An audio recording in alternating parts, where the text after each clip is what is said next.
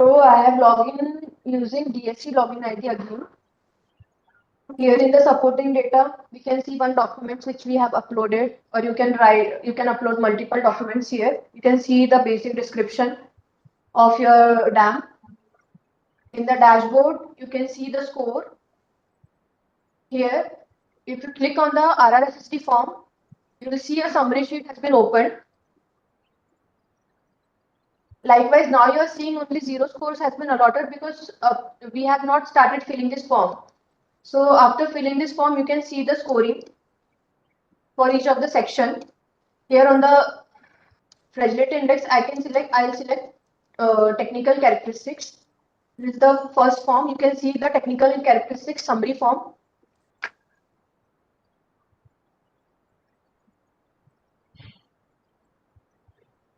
So first is dam age.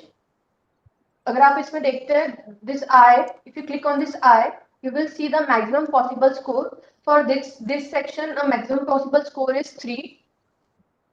So आपको यहाँ पे design reservoir water level achieve in a year, जब आपका डैम में पानी FRL तक के भरा गया था, लाइक बनने के बाद जो फर्स्ट फिलिंग हुई है, अगर वो आपके पास ईयर है मेंशन, तो वो आपको इधर मेंशन करना है.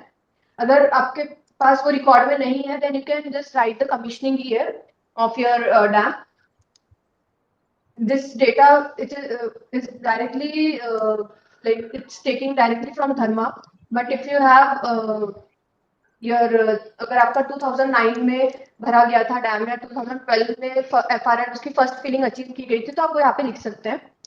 Then the second question is asking about कि during first filling, does the dam face any of these issues like sinkhole या excessive seepage?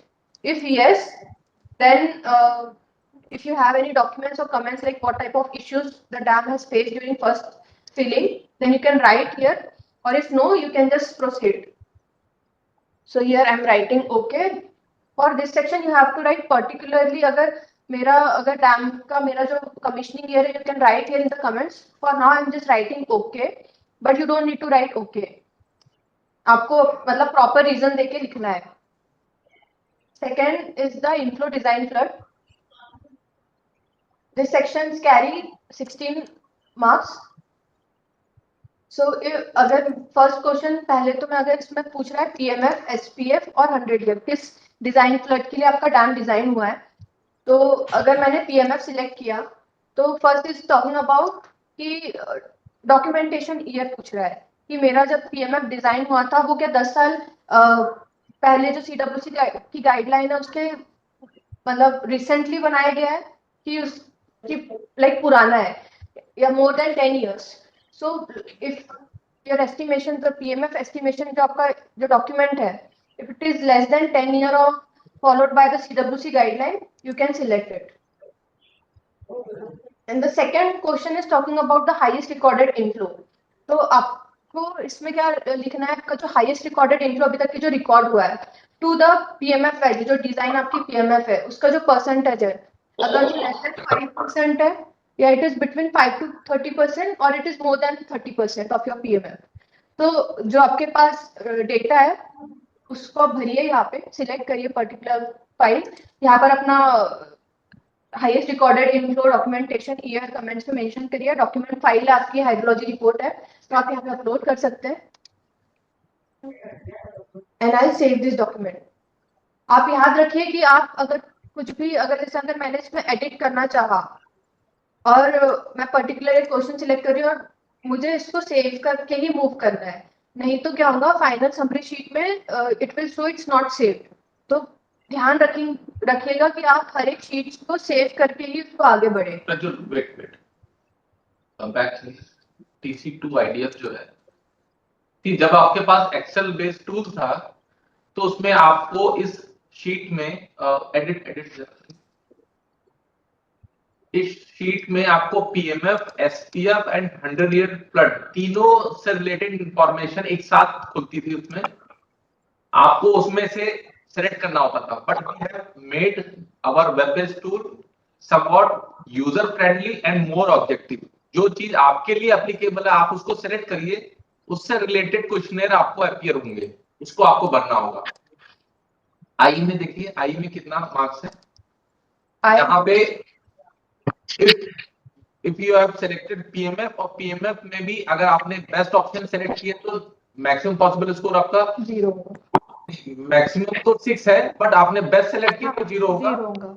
एसपीएफ में अगर आपने बेस्ट सिलेक्ट किया है तो आपका 8 होगा, वर्स्ट किया है तो 14 होगा।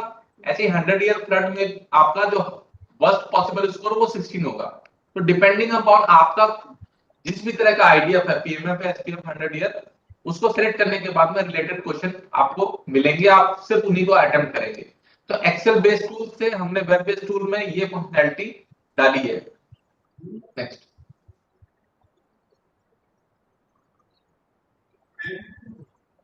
Now third is the seismic design. This sheet carry highest score of 8. So first question is talking about the where your dam is located, in which zone it is located. So you can directly refer to zonation map of India. So I am just selecting zone 3 क्योंकि हमारा zone 3 या 2 में ही लाई करता है। आप refer कर सकते हैं इंडिया का जो मैप है हमारा zonation, seismic zonation map. Second is talking about seismic design status. So हम लोग इसमें 1971 के बाद जो है उसको हम लोग लेते हैं। क्यों? क्योंकि इन 1967 you might have heard Koyna earthquake of 6.5 magnitude has occurred, and after that हमारा जो मैप है, जो डोनेशन मैप है, earlier it was 5 zone 1 2 3 4 5।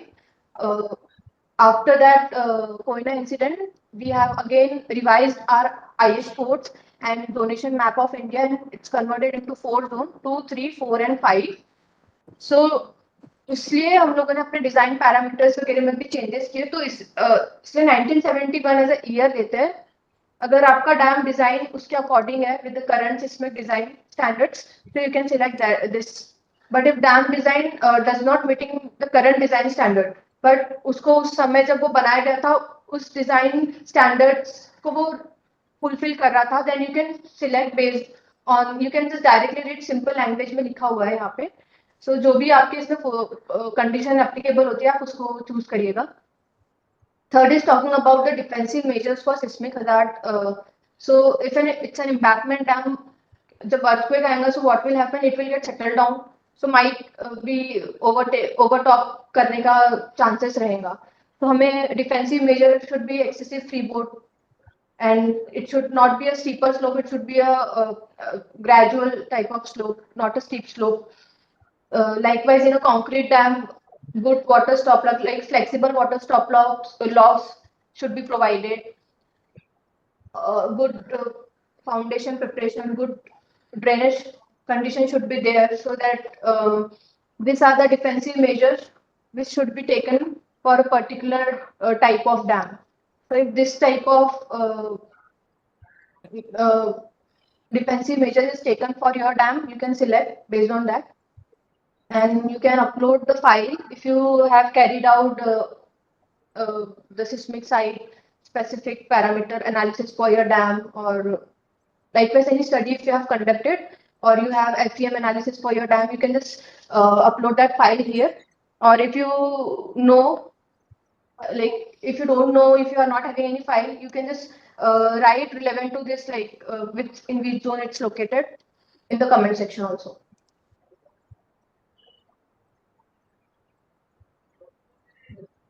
Now fourth slide is on the landslide. You see it's carrying a high score of 7. So first is landslide into the reservoir. If there is a potential of occurrence of landslide in the reservoir, you have to see the geographical area, the geological condition of your reservoir.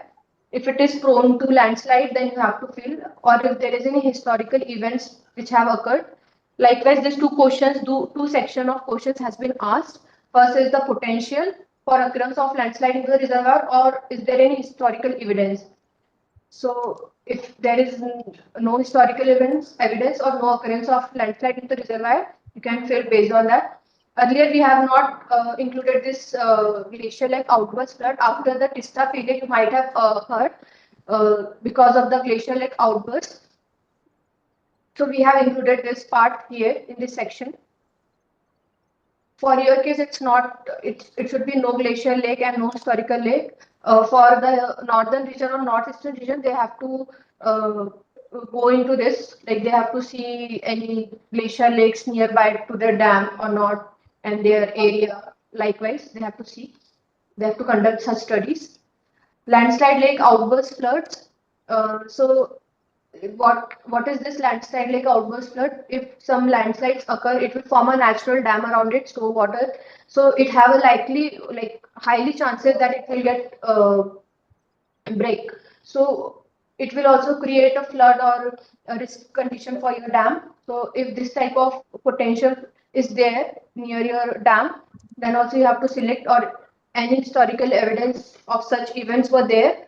Likewise, you have to select. Now, this were the all these three are the events, and this sedimentation is the process. So, what is this first question is talking about the live storage, like how much it is reduced, considering the sedimentation siltation. So, if it is reduced less than 10% or less than 30%, or it is more than 30%, if you have a bathymetric study, or if you know that live storage, the current live storage of your dam has been reduced because of the siltation, or you have conducted any study, you have to select based on that. And section B is talking about what are the mitigation measures to reduce the sedimentation you have taken at your dam site. Likewise, watershed management, we basically say it, like afforestation at the upstream side of your dam, near the banks. We can like grow plants to reduce the erosion into the river banks. We can construct check dams to trap sedimentation. Likewise, this type of mitigation measures we usually follow to control sedimentation. If this type of measure has been taken place in your reservoir, then you can select, or if no such things have been taken, then you can select no sedimentation mitigation measures present. You have to write particular comments based on each of these sections, pertaining to each of these sections, or you can upload documents also if any of such events has been occurred, or if you have a sedimentation report with you, and you can save it.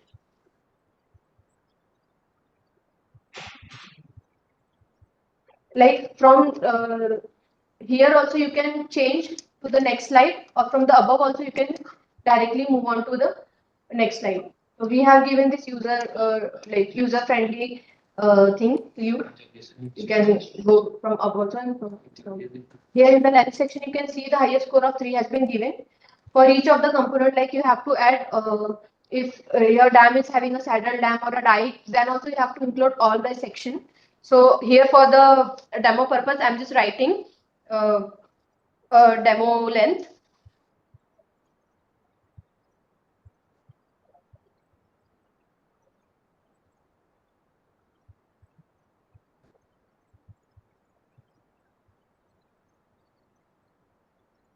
This is very simple slide. You just need to write the length of your dam. The next is important. You can see this section carry conduits carrying 15, the highest score, maximum score of 15. So if your dam is a concrete or masonry dam, then you can just skip this. You can select no conduit present, and in the comment section you can write no concrete dam or a masonry dam. You can just move on. Why? Because why we are filling only just for embankment dam?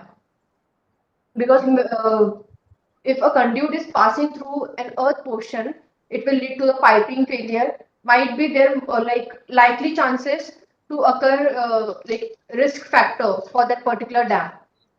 So therefore we have this for an embankment dam.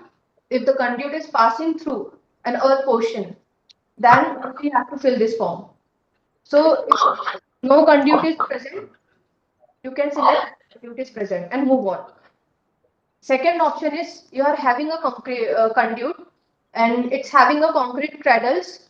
What is concrete cradles? We provide concrete cradles to support the conduit, because we know that water pressure, like water is passing through high pressure, so it could not get like वो हिले ना वहां से. So we provide a concrete cradles to support conduit. So if you select this question, likewise, if you select any of this option which is fulfilling your design criteria of your conduit, like first option is open excavated trenches for the proper placement of conduit at the time of construction. Interior and exterior joint protection has been provided. Subgrade जो हमने provide किया, the material used is good quality, and the diaphragm filter has been provided. Double line pipe system has been used to construct the conduit and the corrosion resistant material. If any of this, you don't need to fill. अगर आपके इसमें सारा अगर fulfill हो रहा है, you can select. अगर इसमें से एक दो भी हो रहा है, तो भी आप उसको select कर सकते हैं. Third option is the worst case. If your conduit is passing, there is multiple conduits or a conduit is passing through your dam embankment portion, and you are not having any knowledge about, you don't have design of it. Modern design is also, मतलब आपका modern design भी follow नहीं करता, बहुत पुराना dam है, and you are not having drawings with you. So you can select this last option, and it will give a higher score to it.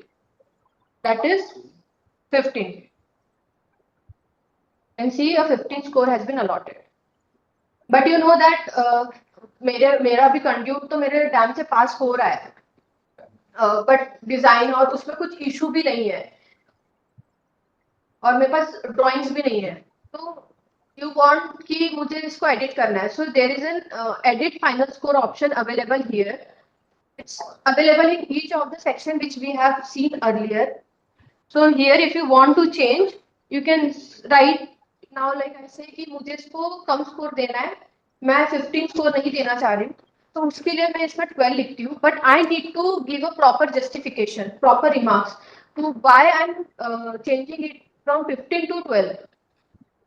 तो आपको जब आप इसको चेंज कर रहे हो, अपना स्कोर अगर लो कर रहे हो या बढ़ा रहे हो, if you are changing your मतलब फाइनल, आप तो बढ़ाओगे नहीं, बट आप कम कर रहे हो जो आपका फाइनल स्कोर है, then you have to give a proper reasoning for it.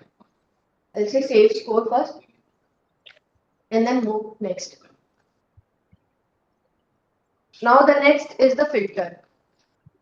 It carries the highest score of 24. आपने like if any one of you have seen the Excel sheet, this section like एक पूरा एक हमारी Excel sheet में पूरे questions पूछे गए थे, questionnaires. इसमें हमने यूजर, मतलब मैं आपको बताती हूँ कि हमने कैसे इसमें किया है. लाइक फर्स्ट इस मैं पूछ रहा है कि if this section is not available in the dam, if it's a masonry and a concrete dam, you just select this. If this section is not available in the dam, and you can just move on, save it and move on. If it's an embankment dam, then first three question has been asked. First three question, what is asking कि are all the filters and drainage zone are present? अगर मेरे सारे filters और drainage zone जो होने चाहिए वो है कि नहीं है, अगर है तो I am writing yes. Documentation जो मेरे डिजाइन के वक्त मैं फिल्टर डिजाइन में यूज किया है, अगर मेरे पास उसका डॉक्यूमेंटेशन है, then I have to select yes. And at the time of construction, what type of material has been used to construct the filters, if that document is also there, then if you select yes. If all these three condition is fulfilling, then a 0 score has been allotted. But any of this condition is not there, मतलब उसमें से एक condition आपकी fulfill नहीं हो रही है, then you can see a 4-5 question has been appeared. ये जो 4-5 question है, ये worst case का है, क्योंकि अगर आप इसमें देखेंगे तो हाईएस्ट स्कोर है 24. इससे ज्यादा आप नहीं दे सकते. जो वर्स्ट स्कोर है इसमें 24 है. तो जो 4-5 कंडीशन है, ये हमारा वर्स्ट को डिजाइन करता है कि एक तो पूछ रहा है कि हमारे डैम में कोई फिल्टर ही नहीं है. If this is the condition, you can see a final score of 24 has been given here automatically. If this is not the case, the fifth question is asking critical filters in high gradient zone is absent. So critical filters at high gradient zone means if हमारी dam foundation boundary या फिर core shell boundary where migration of particles take ज्यादा हो सकते हैं, we have not provided filters there. So these are the critical zone, like high gradient zone. So if these filters were not provided there, this type of zone, then also a highest score of 24 has been. See, if I select this, then a 24 score has been allotted. If this is also not the case, sixth question will appear. It is saying it's a homogeneous dam with a toe drain and having a low exit gradient. It means exit gradient is very low. What is exit gradient? That is a hydraulic head upon the length of the seepage. If it is less, the seepage pathway is more, then you can directly say the exit gradient is low. So if this is the case, then you can select yes, or 10 score has been allotted. You can see if this is yes, a 10 score has been allotted. If all of these six condition is not full, are there for your dam, then you can see 4 questions will appear. ये इसमें आपको अब interpolation करना है कि इसमें से जो भी मेरा जैसे स्कोर के बीच में आपको इंटरपोलेट करना है. अब इसमें आपका डायरेक्ट स्कोर अपीयर नहीं होगा. Like you have to score for this first question, you have to score between 1 to 10, और for this 3 question you have to score between 10 to 24. So first question is talking about adequate filters are there in your dam, but documentation नहीं है आपके पास. What are the adequate filters? You can refer to IS code filters design का. What are the adequate filters? So if this is the case, then you have to score between. If I say 20, then you see a pop-up will appear here, and it say you have to score between 1 to 10. So I have to score between 1 to 10. If this is also not the case, तो आपको ये 3 questions पूछ रहा है. अब इसमें से पूछ रहा है कि some filters for they are not adequate, but कुछ filters है मेरे डैम्स में, but I am not having documentation और डिजाइन भी नहीं है मेरे पास. Then you have to score between 10 to 24. Now next question is talking about some of the filters missing from the lower gradient boundary. Then also you have to score between 10 to 24. And it's a homogeneous dam without toe drain and having a low exit gradient. मतलब toe drain ही नहीं है, but it's a homogeneous dam, but exit gradient is very low. So this is also, in this case also you have to score between 10 to 24. So if I select any of this one condition, if that is the case for second, if I'm selecting 10 here, second option, then I'll score here 11. Likewise, जो भी आपकी condition fulfill हो रही है, you have to score based on that. You can upload your cross-section drawing of your dam, so we can see the filters. What are the filters there? If in the comment section you can also provide what type of filters are there. I will save it. ये sheet है जिसमें आपको खुद से scoring करनी है, तो आप ये ध्यान रखिएगा. सर आपको कुछ कमेंट्स करने? बेसिकली एक्सेल बेस्ड टूल में ये सारे क्वेश्चनर आपको एक बार में ही दिखते थे और उसमें बड़ा कंफ्यूजन होता था कि आपको कौन सा क्वेश्चन अटेम्प्ट करना है. उसमें कोई ऑप्शन नहीं था कि आपने इस क्वेश्चन के अगेंस्ट में वो मार्किंग की है, तो आपको अपना जस्टिफिकेशन देना होता था, प्लस उसमें ऑब्जेक्टिविटी नहीं थी. तो we have incorporated user friendliness as well as objectivity. जो पहला सेक्शन है जिसमें कि 6 क्वेश्चन है, वो एक तरह का ऑब्जेक्टिव क्वेश्चनर है. उसमें 3 सेट हैं, एक वर्स्ट सिनेरियो के लिए, एक बेस्ट सिनेरियो के लिए, एक मॉडरेट सिनेरियो के लिए. और राइट में जो स्कोरिंग क्राइटेरिया, स्कोरिंग डायरेक्शन है, उसके बेस्ड है, उसी के हिसाब से है. तो फर्स्ट सेक्शन अगर आपके केस में एप्लीकेबल है तो आप उसको सेलेक्ट करेंगे, आपका ऑटोमेटिक वो स्कोर वहां पे जनरेट हो जाएगा. बट अगर आपका ऊपर के 6 जो क्वेश्चन है उससे रिलेटेड नहीं है आपकी कंडीशन डैम की, तो नेक्स्ट सेट ऑफ क्वेश्चंस हैं 4 जिसमें इंटरपोलेशन बेस्ड स्कोरिंग होगी. वो इंटरपोलेशन आपको करना है, बट इंटरपोलेशन करने के लिए हमने थोड़ा आपको ऑप्शंस दे दिए कि आप कौन सा क्वेश्चन आप सेलेक्ट करोगे, उसके बेसिस पे आपकी स्कोरिंग होगी. तो हमने वो रेंजेस इसमें डिफाइन कर दी हैं. अब ये आपके लिए भी यूजफुल है क्योंकि आपने जब एक्सेल बेस्ड टूल पे वो भरा होगा तो इवन आपको भी आइडिया नहीं था कि आपने किस बेसिस पे उसको किया.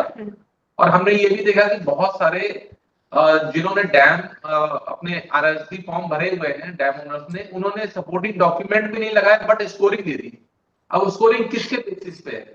तो हमारे लिए या आपके क्यूएम नोडल के लिए वर्क बहुत मुश्किल हो जाता है कि ये जो आपने स्कोर लिया है वो किस बेसिस पे है. तो उस बेसिस को हमने थोड़ा सा क्वेश्चनर्स में ऑप्शन दे करके हमने क्लियर कट आपको दे दिया कि ये आपको टिक करना है अगर आपका केस ये एप्लीकेबल है आपके डैम में. प्लस आप इसमें अपने डॉक्यूमेंट्स भी अपलोड करिए और अपना रिमार्क भी लिखिए कि आपके में ब्लैंकेट फिल्टर है या क्लाइंट फिल्टर है, जैसा भी फिल्टर है आपके केस में है या नहीं, आप उसको क्लियरली आप मेंशन करिए। Next is the foundation. This section carries highest score of 28।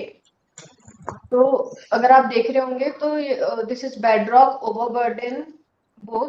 जो भी आपकी जियोलॉजी रिपोर्ट में दिया है कि वो बेडरॉक में बिल्ड हुआ है, फाउंडेशन जो आपका डैम है किस फाउंडेशन में बिल्ड हुआ है, उस बेसिस पे आप ये फॉर्म भरेंगे। तो अभी फर्स्ट क्वेश्चन पूछ रहा है कि no knowledge about geology of the site at the subsurface condition. अगर आप इसको ट्रू करते हैं then worst score of 28 has been allotted. But आप ट्राई करिएगा कि आप इसको फॉल्स रखें, ये ट्रू ना करें, क्योंकि हमने इसमें आप जो क्वेश्चन जो खुले हैं, ये जो आप देखेंगे नीचे ड्रॉप डाउन में क्वेश्चंस, ये आप आंसर करने की कोशिश करिए जो आपको अपने फाउंडेशन के रिलेवेंट में पता है। और अगर आपको कुछ भी डाउट्स आता है तो आप इसमें एफएक्यूज, हमने एक एफएक्यूज दिया है, जैसे अगर आपके पास आपकी डिटेल्स नहीं है फाउंडेशन की तो आप उसे रेफर कर सकते हैं भरने के लिए। अब आप इसमें देखेंगे फर्स्ट 3 क्वेश्चंस जो पूछे गए हैं यहाँ पे, ये जो 3 क्वेश्चंस पूछ रहे हैं, ये हमें हाईएस्ट स्कोर 28 जो वर्स्ट है वो देंगे। तो ये हमारे लिए हाईएस्ट रिस्क प्रोन करते हैं ये क्वेश्चंस। फर्स्ट पूछ रहा है कि अगर आपका जो फाउंडेशन है इनएडिक्वेटली ट्रीटेड, मतलब उसको ट्रीट भी नहीं किया है at the time of construction, और it's consist of a highly weathered and fractured rock. अगर इस टाइप का फाउंडेशन है then you see this questionnaires will, एक बार सेव करो तब उसका, हाँ, विल नॉट, लाइक सारा क्वेश्चन हट जाएगा। And if I save this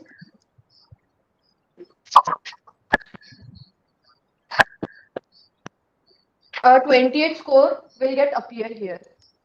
तो ये वर्स्ट कंडीशन आपके डैम का बता रहा है कि अपना जो फाउंडेशन है वो ट्रीट नहीं किया था डैम कंस्ट्रक्शन के वक्त, और उस फाउंडेशन में highly weathered and fractured rock थे। सेकेंड इज कि हमारा फाउंडेशन कास्टिक लाइमस्टोन से कंपोज्ड है। तो व्हाट विल हैपन कि वो वाटर से रिएक्ट करेंगे and it will form voids, तो create a pathway for a piping, like piping issue and all this internal piping issues type of. So ये सब सेटलमेंट कर जाएगा, हमारा डैम ओवरटॉप कर देगा, this type of condition will get appear. So this is also the worst case. Likewise, gypsum is also react with water and create voids. It's rapidly react with water. So if this type of foundation condition are there, so it's a like risky factor for your dam. Now the next question is, if all this, neither of this above question is applicable for your case, the drop the questions will get appear. Here it is a rock condition. First is asking about कि permeability कैसी है हमारी rock की, किस type of rock है और उसकी permeability कैसी है, it's a good excellent quality या मतलब पुअर क्वालिटी है। तो आप देखेंगे ऊपर से नीचे तक के हमारा जो स्कोरिंग है वो बढ़ता जाएगा, ये 0 होगा तो ये हमारा थोड़ा वर्स्ट होगा। तो जो भी कंडीशन आपकी फुलफिल हो रही है इसमें, किस टाइप ऑफ रॉक कंडीशन दिया है आप इसमें फिल कर सकते हैं। आपके पास अगर नहीं है तो you can do, if you are not having a geology report, you can do a back calculation. आपके पास आपका डैम तो प्रेजेंट है, you can just refer your dam, आप डैम पे जाकर बैक कैलकुलेशन करिए, बोरहोल वगैरह जो भी आप अपना उसके बोरहोल्स निकाले, उससे rock mass index value, quality जो वैल्यू आप उसका निकाल कर आप इसको भर सकते हैं। Now shear strength and bearing capacity also you can refer, you can also refer to FAQs also, we have mentioned on a chart there how can you judge your shear strength and bearing capacity। if you are not having the geology report with you, you can just आप refer कर सकते हैं FAQs के लिए। Now third is कि किस type of foundation preparation व taken, क्या ग्राउटिंग की गई थी, कि कुछ भी फाउंडेशन प्रिपरेशन नहीं किया गया है और आपको पता ही नहीं है, नॉलेज ही नहीं है, so no foundation preparation or not no, so likewise you can select seepage cutoff is provided or not, या फिर फाउंडेशन प्रॉपर नहीं है तो you might have anchored it to the foundation or to the ground। so if this type like जो भी आपके इसमें provide किया गया है, you can select a partial seepage cutoff is provided। are the joints are filled with non erodible or erodible material। why, if it is an erodible material, if a joint is filled with erodible material, water will seep through it, wash out the erodible material from it and form a seepage pathway। So this is the not a good case, so therefore it's it has been like इसको नीचे रखा गया है, कम score, मतलब इसका score थोड़ा ज्यादा होगा इसके कंपेयर में। Now drainage system, what type of drainage system has been provided, whether it's adequate or is it absent, or if if the drainage holes are not been cleared, what will happen? It will create a high uplift pressure. If you are monitoring, like if you have instrumentation at a dam and if you are monitoring it, you might have known the exit drains and uplift pressure.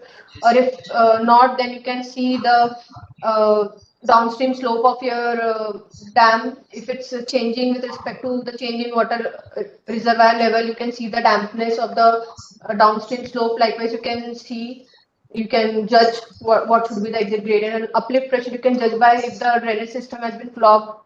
So might be it will increase the uplift pressure for the dam. So if that type of situation is there, you can select from moderate to high risk for your dam. You can upload the document here and I'll save it. So likewise, if it's an overburden soil, you can select overburden, or if it the but or अगर आपका both case है, if it's consisting of foundation consisting of both bedrock and overburden, you can select both, and you have to say fill both the forms. So this is the end of the technical characteristics. Now we can move on to the existing condition. From here, Ketan will be going to explain.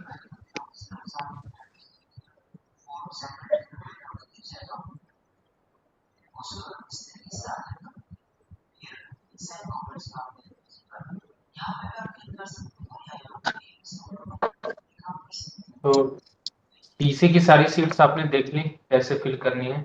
इसमें जो major changes थे जो Excel tool से modify हुए हैं आपके web tool में, वो आपका आईडीएफ में था, जहाँ पे पूरा एक साथ आ जा रहा था। यहाँ पे आपको सेलेक्ट करने की फैसिलिटी दी गई थी।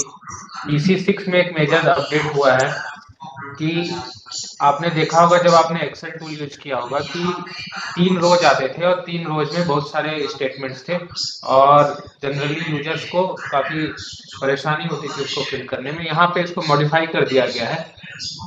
जो दूसरा कॉलम जो आप एक्सेल टूल में देख क्या किस पे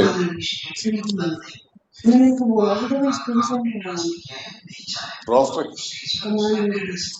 वो लिखवा ले लैंग्वेज ग्रीन कलर का दिख रहा है ना माइक भी।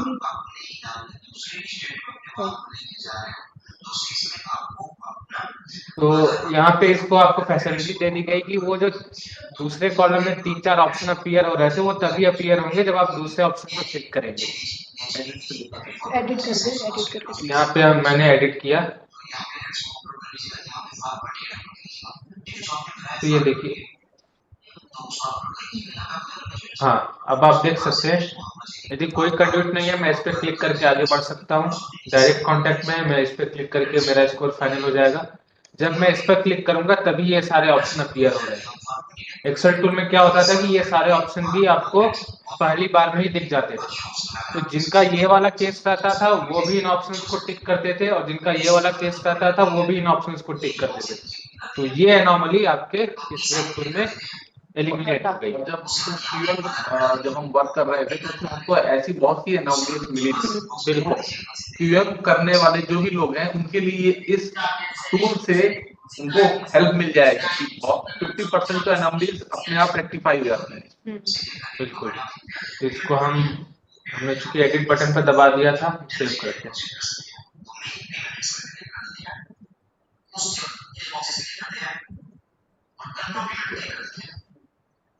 तो हम इसी पर आते हैं।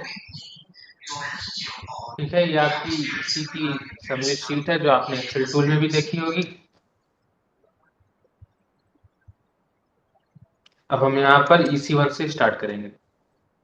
देखिए इसमें आपको अगर सीट्स को इंटरचेंज करना है आप, तो ये ऊपर वाला जो टैब दिया गया है इस टैब में भी, इस टैब की हेल्प से भी आप एक सीट से दूसरे सीट पे जा सकते हैं।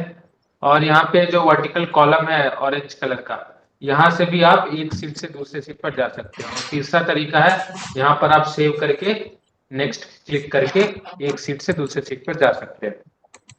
और यहाँ पे कोई कंपल्सन नहीं है कि आपको इसी ऑर्डर में फिल करना होगा। से फॉर एग्जांपल यदि आपके पास बैकअप पावर की इंफॉर्मेशन है वो आप पहले फिल करना चाहते हैं, आपके पास EC3 की इंफॉर्मेशन नहीं है, तो आप डायरेक्टली EC4 पे जाकर EC4 का फिल कर सकते हैं, फिर वापस आके आप EC3 या EC2 कर सकते हैं। तो इसमें ऑर्डर हमने डिफाइन नहीं किया है, आप जिस भी ऑर्डर में चाहें, जैसे भी अवेलेबिलिटी है आपके इंफॉर्मेशन की, आप उसको फिल कर सकते हैं। तो हर सीट में आपका ये आई बटन है, आई बटन पर आप उस पर्टिकुलर सीट का गुड, मॉडरेट और पुअर स्कोर देख सकते हैं, जो कि आपको एक्सेल टूल में डिफरेंट सेक्शन में दी गई थी। इससे दो हेल्प होगी आपको ये देखने से, ये देखने के बाद आप जज कर सकते हैं कि आपका जो फाइनल स्कोर आ रहा है वो स्कोर आपको एडिट करना है कि नहीं करना है। से फॉर एग्जांपल इस शीट का पुअर स्कोर 18 है और मेरा स्कोर 15 आ गया और मुझे लगता है कि मेरा डैम साइस्मिक रेजिस्टेंस में इतना पुअर नहीं है, तो मैं यहाँ पर इसको एडिट कर सकता हूँ, क्योंकि 15 out of 18 means a high risk. Similarly यदि से फॉर एग्जांपल मेरा स्कोर 18 में से 2 या 3 आया और मुझे ऐसा लगता है कि मेरा डैम साइस्मिक रेजिस्टेंस में थोड़ा सा वीक है, तो मैं अपने रिस्क स्कोर को बढ़ा भी सकता हूँ। तो आपको ये एडिट करना है कि नहीं करना है वो आप यही से जज कर पाएंगे। तो कोई भी शीट फिल करने से, स्टार्ट करने से पहले आप इसके स्कोर डिस्ट्रीब्यूशन को एक बार अच्छे से देख लीजिएगा। 0 मीन्स जब आप पहले ऑप्शन पे क्लिक करेंगे तीनों क्वेश्चन पे तो 0 आएगा, सेकंड ऑप्शन पे करेंगे तो 9, थर्ड पे करेंगे तो 18 और बीच में कहीं करते हैं तो वो इंटरपोलेट होंगी वैल्यूज। तो ये resilience to seismic event requirement for update, ये जब आप एफएक्यू में जाएंगे तो वहां पे काफी डिटेल में आपको दिया गया है। इवन जो टीसी की भी साइस्मिक सीट थी और ये वाली जो साइस्मिक रेजिस्टेंस की सीट है, आप एफएक्यू में देखेंगे तो वहां पे अल्फा एच और बाकी सारी वैल्यूज दी गई है, वहां से आप आसानी से फिल कर सकते हैं। ठीक है, और कमेंट सेक्शन में आपको रेलिवेंट कमेंट फिल करना है। यहाँ पे हम डेमो पर्पज के लिए ओके लिख के जा रहे हैं, बट आपको वो कमेंट लिखना है जिससे कि आपने जो भी आंसर दिया है वो आंसर जस्टिफाई हो जाए, जो भी आपने ऑप्शन चूज किया है वो ऑप्शन जस्टिफाई हो जाए, इसलिए वो आपको कमेंट देना होगा। ठीक है, यहाँ पे हम सेव करके इसको आगे बढ़ते हैं। अब हमारा आ गया EC2 available for discharge capacity. Excel tool पे जिन्होंने भी एक्सरसाइज की होगी उन्हें पता होगा कि ये वाला जो क्वेश्चन या ये वाला जो सेगमेंट था वो सेगमेंट आपको EC की समरी शीट में दिखता था। ठीक है, तो कई लोग उसको फिल करना छोड़ देते थे या फिर जो वहां पे प्री फिल्ड ऑलरेडी वैल्यू रहती थी 64 उसी को एज इट इज रहने देते थे। लेकिन यहाँ पे हमने इसको बड़ा स्मूथ कर दिया है, हमने इसको इसके कंटिन्यूएशन में ला दिया है। जो ये आपकी EC2 की सीट एक्सेल सीट में EC की समरी सीट में दिखती थी, हमने यहाँ पर इसको इसके कंटिन्यूएशन में ला दिया है EC1 के बाद EC2। अब इससे ये तो न तो किसी से मिस होगा फिल करना और न ही कोई इसमें प्री फिल्ड वैल्यू आप भर पाएंगे, जो भी आपकी एग्जैक्ट वैल्यू रहेगी वही भरेंगे। तो इस क्वेश्चन को हमने काफी एक्सप्लेन किया हुआ है कॉन्फ्रेंसेस में और ट्रेनिंग्स में। तो आपको यहाँ पर परसेंटेज इनपुट करना है। लेट्स से हम 50% इनपुट करेंगे, तो किस चीज का परसेंटेज इनपुट करना है? Percentage of available discharge capacity as the percentage of design discharge capacity. से फॉर एग्जांपल मेरा डिजाइन डिस्चार्ज कैपेसिटी 1000 क्यूसेक है और अवेलेबल डिस्चार्ज कैपेसिटी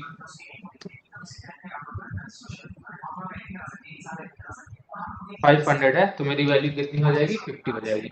और यहाँ पर मुझे कौन से रिडक्शन को लेना है? मुझे डाउनस्ट्रीम चैनल कैपेसिटी के रिडक्शन को और अदर रेस्ट्रिक्टिंग सर्कमस्टांसेस को लेना है। मींस आपका जो भी रिडक्शन होगा डिस्चार्ज कैपेसिटी में वो दो रीजन से हो सकता है, तो आपके हाइड्रोमैकेनिकल इक्विपमेंट के कारण हो सकता है, दूसरा आपके चैनल की कैपेसिटी कम हो जाए या आपके ऊपर कोई रेस्ट्रिक्शन आ जाए कि आप इससे ज्यादा रिलीज नहीं कर सकते।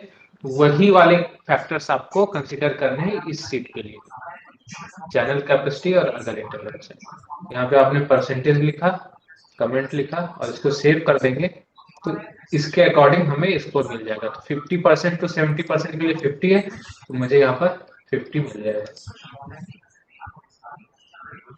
ये स्कोर मेरा 50 आ गया। अब मैं यहाँ से भी नेक्स्ट जा सकता हूँ और यहाँ से भी EC3 फ्लो डिस्चार्ज इक्विपमेंट पे आ गए। नमस्ते। तो ये क्वेश्चंस आप चूज कर लेंगे, रिलेवेंट ऑप्शन होगा। इसमें बस एक क्वेश्चन जो आपको एक्सप्लेन करना है नहीं, वो जवाब तो उनका आता है पर ऐसा नील जैन जी आप म्यूट कर लीजिए।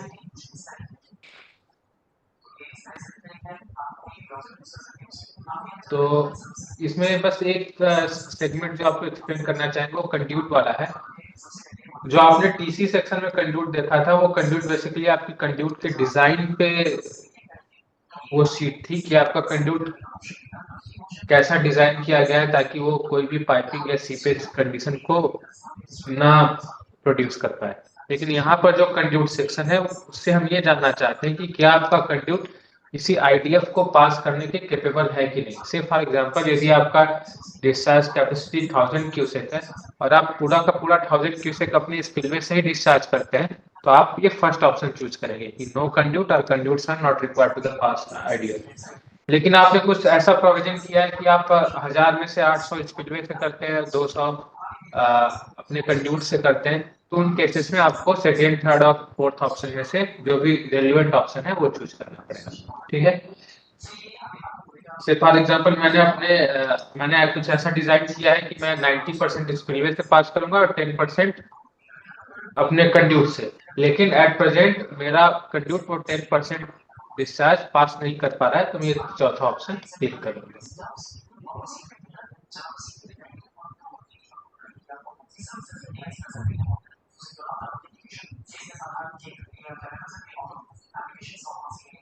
इसके बाद हम आते हैं EC for backup power. Excel sheet से काफी ट्रांसफॉर्म हुई है ये शीट।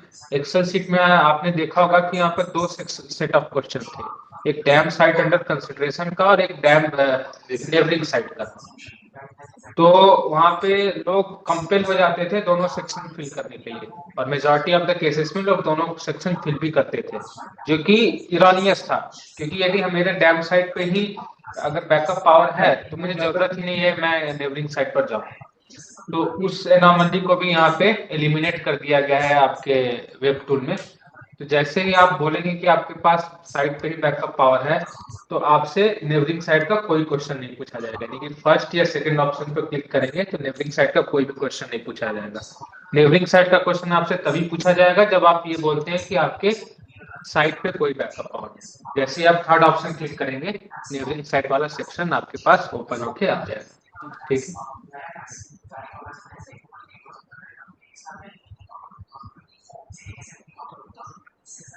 अब हम आते हैं EC5 पर। EC5 आप अपने इंस्पेक्शन रिपोर्ट से आसानी से पढ़ सकते हैं, ये सब आपको एक्सप्लेन कर दी गई है ये सब चीजें ट्रेनिंग में।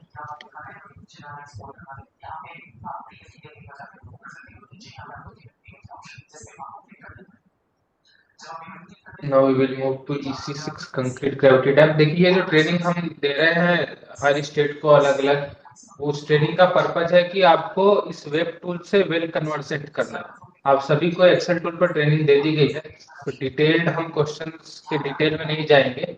हमारा मकसद इस ट्रेनिंग का यही है कि वेब टूल में कैसा फ्लो चार्ट है और कैसे मूव होती है आपकी शीट, किस हायरार्की को फॉलो करती है, वेब टूल में आपका कैसा दिखेगा, आपका जो भी रेलिवेंट सेक्शन है, वो हमारा पर्पज है इस ट्रेनिंग के माध्यम से। ठीक है, तो आपकी जो एक्सेल टूल थी वो उसमें कंक्रीट ग्रेविटी डैम, देखिए इसको बताने से पहले मैं एक बार फिर से क्लियर कर देता हूँ क्योंकि ये बहुत ज्यादा डाउट रहता है लोगों को। ये आपकी जो 4 सीटें हैं EC6, EC7, EC8 और EC9, इसमें से जो आपका EC6, EC8 और EC9, 6, 8 और 9, ये जो 3 सीट्स हैं वो आपके नॉन ओवरफ्लो सेक्शन के लिए, NOF के लिए, और EC7 तो स्पिलवे के लिए है। तो इसमें ये चीज ध्यान रखनी है कि जैसे फॉर एग्जांपल किसी का डैम एम्बैंकमेंट डैम है और उसके पास स्पिलवे, सुनील जैसे आप अपना समझ पा आपने नीचे उतरूंगे तो सामने आर्टिकल वाले जो मेन डेटा उन लोगों को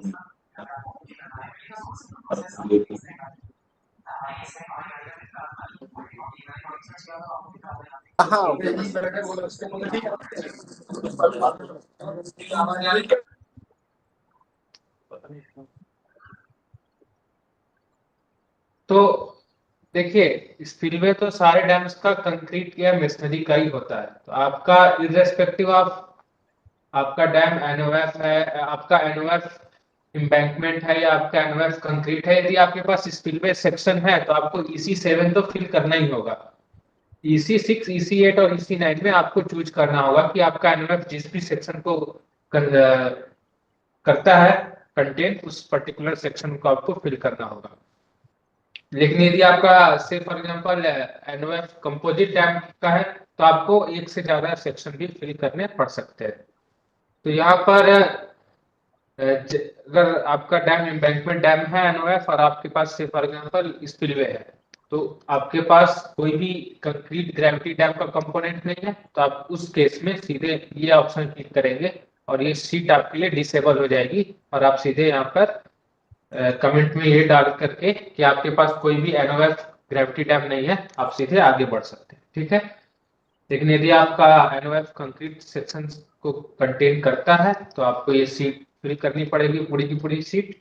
और इसमें जैसे क्रैकिंग का पहला सेक्शन आता है, इसमें 2 सेक्शंस हैं, एक तो स्ट्रक्चरल क्रैकिंग, दूसरी नॉन स्ट्रक्चरल क्रैकिंग। ये आपको डिटेल में बताई गई है ट्रेनिंग्स में। स्ट्रक्चरल क्रैकिंग आपके लोड के कारण होती है, जब आपका डिजाइन स्ट्रेंथ लोड को एक्सीड कर जाता है, लोड आपके डिजाइन स्ट्रेंथ को एक्सीड कर जाता है। नॉन स्ट्रक्चरल क्रैकिंग आपकी श्रिंकेज और टेम्परेचर चेंजेस के कारण होते हैं, जो कंक्रीट और वाटर के रिएक्शन से होता है। तो ये सब चीजें आपको एफएक्यू और हमारे यूजर मैनुअल में मिल जाएगी। Foundation drains, uplift, concrete deterioration, wet surfaces, leaching, displacement, rock foundation, anchors. इसमें एक चीज आपको एक्सप्लेन करना है, वो ध्यान से सुनिएगा, इंस्ट्रूमेंटेशन वाला सेक्शन। एक्सेल टूल में क्या था कि आपको अभी जैसे दिख रहा है, ये आपको एक्सेल टूल में भी ऐसा ही दिखता था। लेकिन जिनके पास कोई इंस्ट्रूमेंटेशन नहीं है, जो कि हमारे कंट्री में आज की तारीख में 95 और इवन 99% ऑफ द केसेस में है कि लोगों के पास जो ये हमारी रेगुलेशन है इंस्ट्रूमेंटेशन की, उसके अकॉर्डिंग कोई भी इंस्ट्रूमेंटेशन नहीं है। तो उस केस में अगर आप ये बोलते थे कि नो इंस्ट्रूमेंटेशन, तो भी आपको ये बताना पड़ता था कि आपका इंस्ट्रूमेंटेशन कैसा ट्रेंड शो कर रहा है। लेकिन हमने यहाँ पर इस वेब टूल में इसको मॉडिफाई कर दिया है कि जैसे ही आप बोलेंगे नो इंस्ट्रूमेंटेशन, तो वो नीचे वाला सेक्शन आपका डिसेबल हो जाएगा, हट जाएगा। क्योंकि ऑब्वियसली यदि हमारे पास इंस्ट्रूमेंटेशन ही नहीं है तो हम ये नहीं बता पाएंगे कि वो कैसा ट्रेंड शो कर रहा है। ठीक है, तो ये जैसा कि हमारे कंट्री में ज्यादातर 90% केसेस में ये होगा, तो जैसे आप बोलते हैं नो इंस्ट्रूमेंटेशन, दूसरा सेट ऑफ क्वेश्चन आपका डिसेबल हो जाएगा। और इस तरीके से आप इसको फिल करके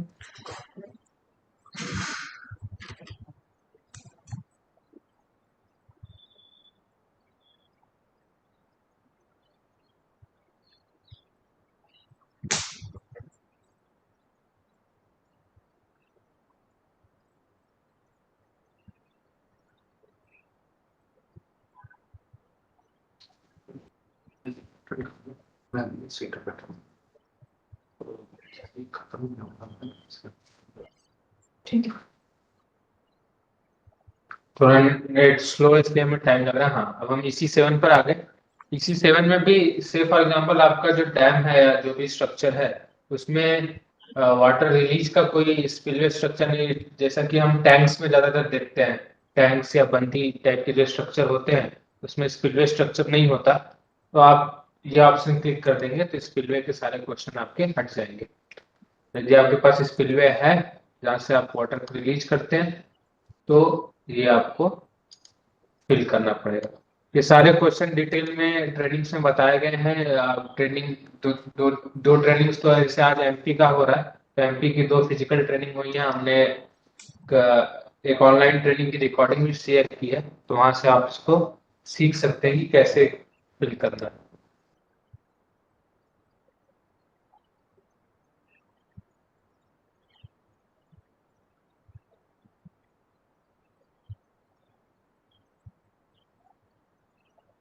उसके बाद हमारा EC8 मेशनरी स्ट्रक्चर आता है।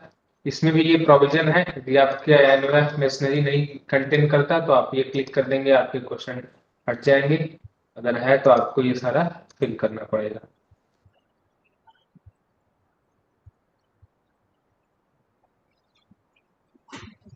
इसमें आपको हमें चूंकि पूरा फ्लो पाथ दिखाना है आपको कि फॉर्म कैसे एक लेवल से मूव करके दूसरे लेवल पे जाता है, इसलिए एट रैंडम मैं कोई भी ऑप्शन चूज कर रहा हूँ। लेकिन आपको भरते समय बहुत ही सावधानी रख के एक एक क्वेश्चन को पढ़ के उसके ऑप्शन को पढ़ के चूज करना होगा।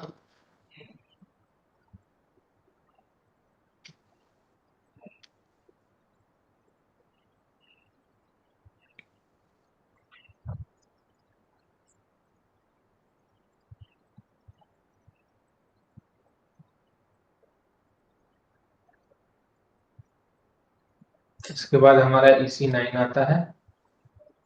हर सीट में ये प्रोविजन आपको है ही, ये आप अपनी आदत में डाल लीजिए कि कोई भी सीट पे जाएं उसके पहले इसका स्कोरिंग पैटर्न देख लें आप। और ये वाला प्रोविजन भी इस सीट में है, this section is not available in the tab, लेकिन हम इसको भरते हैं।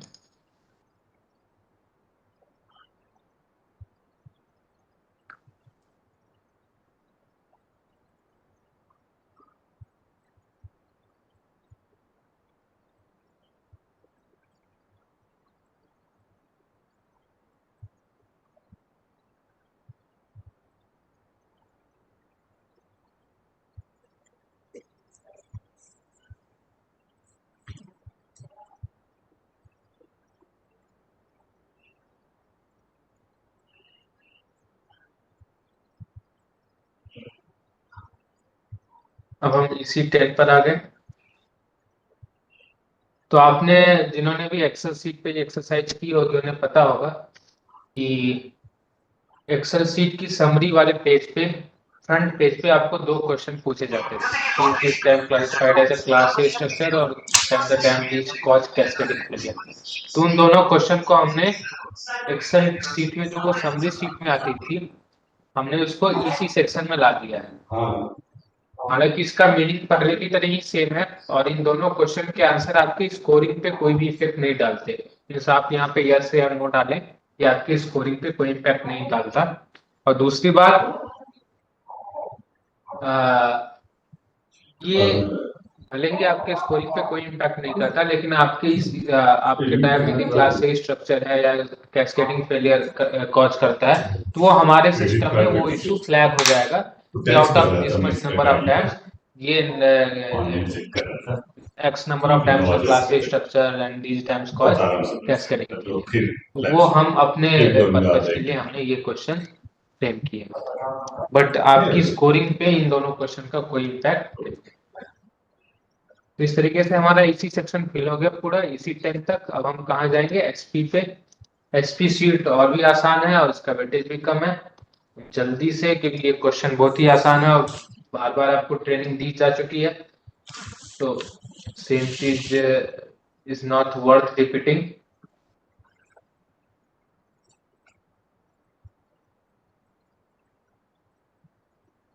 ये देखिए SP2 ONM मैनुअल।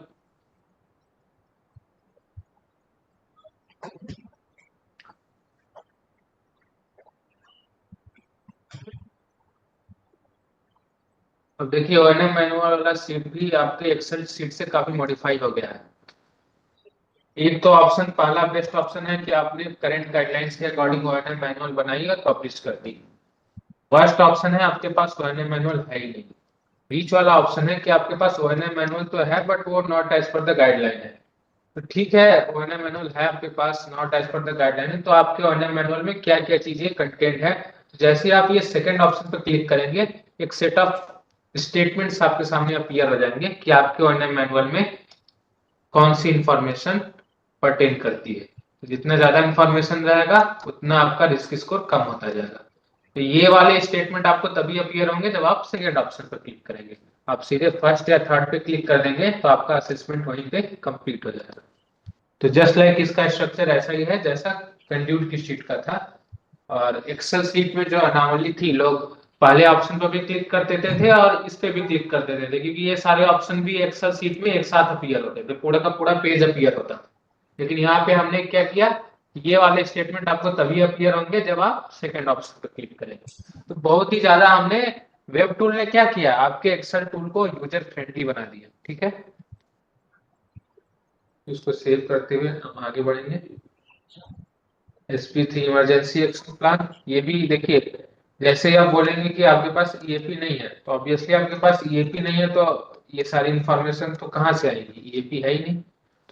तो ये ऑप्शन क्या हो गया, डिसेबल हो गया। मैं इस पर देखिए क्लिक नहीं कर पा रहा हूँ, लेकिन जैसे मैं बोलता हूँ मेरे पास EAP है, अब देखिए ये सारे, यहाँ पे मैंने यस किया तो अब ये सारे ऑप्शन इनेबल हो गए। ठीक है, मेरे पास EAP है, तो क्या मेरे EAP में किसी डैम फेलियर को अरेस्ट करने के लिए मुझे कहाँ से हेल्प लेनी, ये इन्फॉर्मेशन मेंशन है कि नहीं, ये सारी इन्फॉर्मेशन मेंशन है कि नहीं। तो जितनी इन्फॉर्मेशन रहेगी उतने टिक मैं करूंगा।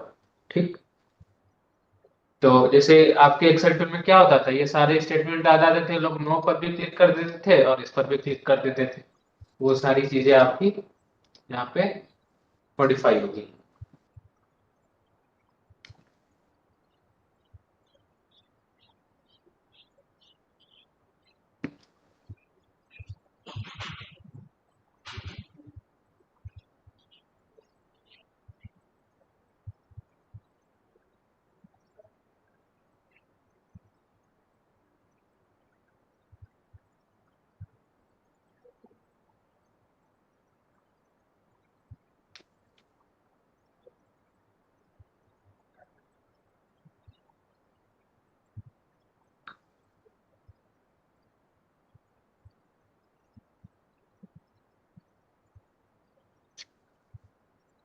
तो ये आपका ट्रैकिंग ऑफ रिकमेंडेशन का हो गया। ठीक है, अब देखिए फॉलो अप एक्शन वाला सीट भी काफी चेंज हुआ है आपकी एक्सेल सीट से, उसको कैसे, उसको ध्यान से समझिए। ये सारे के सारे ऑप्शन आपके एक्सेल सीट में भी ऐसे ही अपीयर होते थे, लेकिन देखिए इसमें जो दो सेट ऑफ क्वेश्चन है, पहला सेट ऑफ क्वेश्चन आपसे ये जानना चाहता है कि आपने अपनी क्रिटिकल डिफिशियंसीज को एलिमिनेट किया है कि नहीं किया, और दूसरा सेट ऑफ क्वेश्चन आपसे ये जानना चाहते हैं कि यदि आपने अभी तक एलिमिनेट नहीं किया है तो क्या आपने कोई स्ट्रेटेजी बनाई है कि नहीं, कि मीन्स इस एक्टिविटी को मुझे पहले टेकअप करना है, इस एक्टिविटी को मुझे बाद में टेकअप करना है, तो ये ऐसा कोई प्रायोरिटाइजेशन स्कीम बनाया है कि नहीं। तो एक्सेल टूल में आपके ये सारे के सारे ऑप्शन एक साथ अपीयर होते थे। अब जैसे बोलिए, मानिए मैं कहता हूँ कि मैंने कोई करेक्टिव एक्शन टेक ही नहीं किया है, तो ऑब्वियसली फिर कोई एक्शन ही नहीं मैंने लिया, इसका मतलब मैंने कोई स्ट्रेटेजी भी नहीं बनाई, तो वो दोनों स्टेटमेंट नीचे वाले डिसअपियर हो गए। इसी तरह यदि मैं बोलता हूँ कि मैंने सारे एक्शंस ले लिए हैं और सारे जो भी डिफिशियंसीज है मेरे डैम में, मैंने सारे डिफिशियंसीज को एलिमिनेट कर दिया, तो जब मैंने सारे डिफिशियंसीज को एलिमिनेट कर ही दिया तो मैटर ही नहीं करता कि मैंने प्लान बनाया कि नहीं, प्रायोरिटाइजेशन की कि नहीं। तो ये जो दो स्टेटमेंट है वो तभी आपको अपीयर होंगे जब आप सेकेंड या थर्ड ऑप्शन पर क्लिक करेंगे, 2 और 3। फर्स्ट और फोर्थ जो एक्सट्रीम्स है उनके लिए आपको ये second set of statements disabled रहेंगे, एक्सट्रीम्स के लिए डिसेबल्ड रहेंगे और सेकेंड और थर्ड के लिए इनेबल रहेंगे। तो ये भी मॉडिफाई कर दिया गया आपकी वेब टूल में। ठीक है, आपको क्लियर हो गया होगा। जब आपने सारे एक्शन ले ही लिए तो प्रायोरिटाइजेशन की बात ही नहीं उठती, इसका मतलब आपने ऑलरेडी कर चुका है वो, तो वो भी डिसेबल। अब कोई कुछ एक्शन ही आपने नहीं लिया तो भी डिसेबल। अब आपने प्लान बना लिया है और स्टिल अंडर डेवलपमेंट है तो फिर ये आपके लिए दोनों ऑप्शन इनेबल रहेंगे।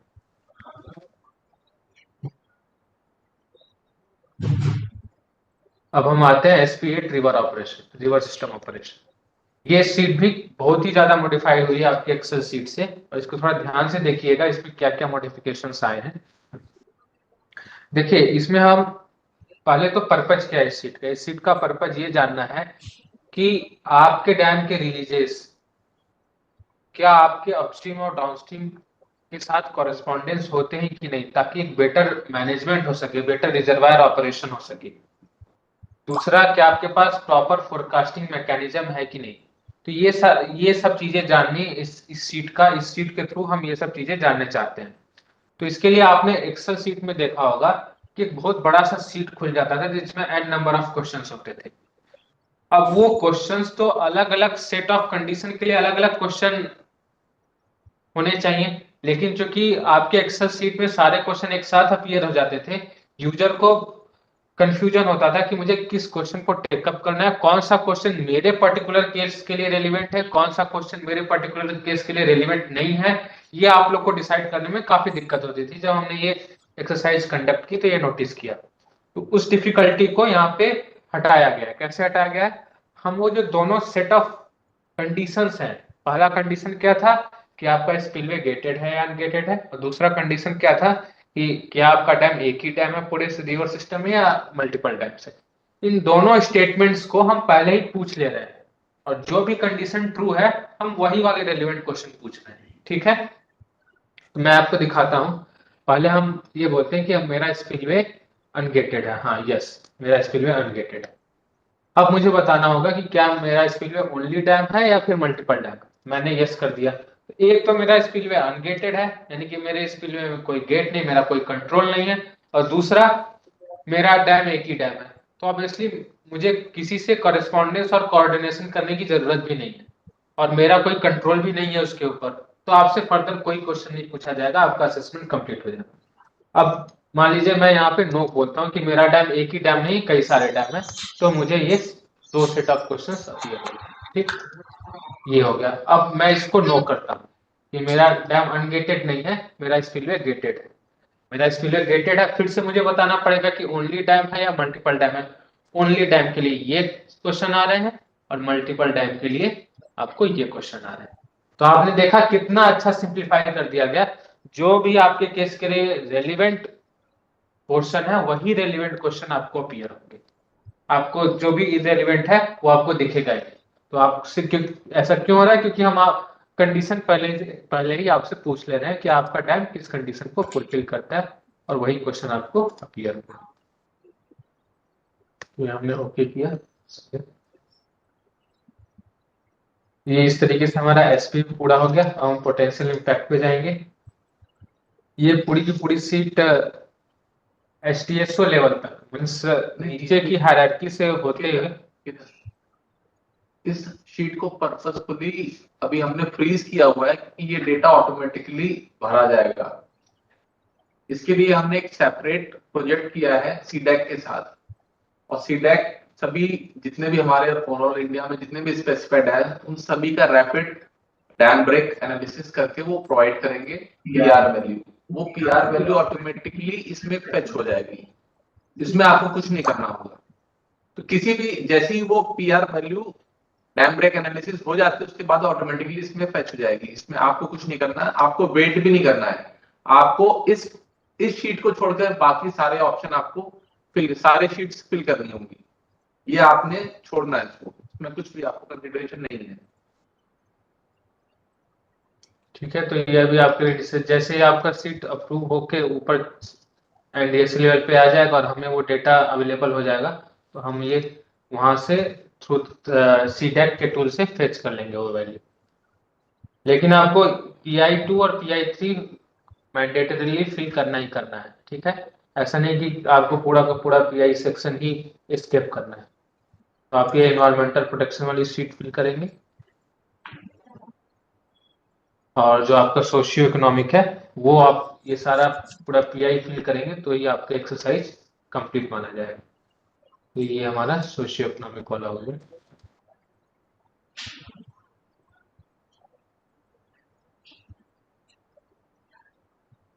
ठीक है, तो इस तरीके से ये रहा आपका शीट को फिल करने का पूरा प्रोसीजर। इसके बाद ये कैसे एक लेवल से दूसरे लेवल पर मूव होगा, डिफरेंट लेवल्स पे क्या राइट्स हैं व्यूइंग के, क्या राइट्स हैं एडिट के, आप कहाँ कहाँ कमेंट लॉग देख सकते हैं, कहाँ क्या देख सकते हैं, अलग अलग लेवल पे मूवमेंट कैसी होगी, ये अब आप फर्दर इसको सीखेंगे।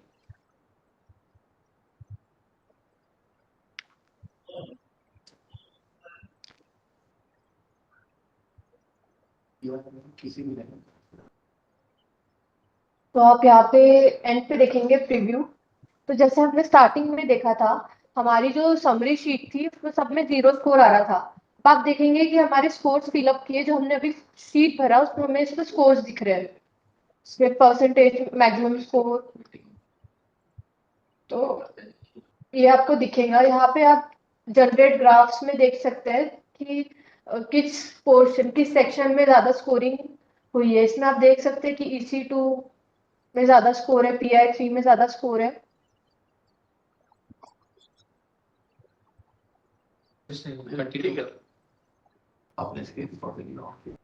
परसेंटेज वाइज भी आप देख सकते हैं कि कौन सा सेक्शन में 100% स्कोर कर रहा है। आप इसको एक्सपोर्ट भी कर सकते हैं एज अ PDF और एन एक्सेल शीट। तो बेसिकली इसमें आपको ये पता चलेगा कि मुझे किस सेक्शन में ज्यादा ध्यान देने की जरूरत है, मेरे डैम में किस सेक्शन में इशू है। तो आप इसमें फिर से प्रीव्यू में जाएंगे, नेक्स्ट करेंगे, आप यहाँ पे देखेंगे सबमिट बटन है, तो ये आपका फॉर्म खुल जाएगा। इसमें आपको अगर कोई कमेंट्स ऐड करना है तो आप डाल सकते हैं। आप इसको फॉरवर्ड करेंगे। अब ये DSU से भर रहा है तो इट्स यहाँ पे आपको शो कर रहा है कि forward two nodal working group. तो आपके जो नोडल बनाए गए हैं उनके पास से फॉर्म सबमिट हो जाएगा। तो मैं इसमें फाइनल सबमिट करती हूँ एंड यस। तो आप देख सकते हैं कि जो हमारे MPWG001 नोडल है उनके पास ये फॉर्म गया है, आपके नोडल WG001 है। प्रोजेक्ट रिव्यू में आप जाके देखेंगे तो आपको दिखेगा सेंड बॉक्स में कि आपने इनिशिएट कर दिया और आपने फॉरवर्ड कर दिया वर्किंग ग्रुप नोडल को।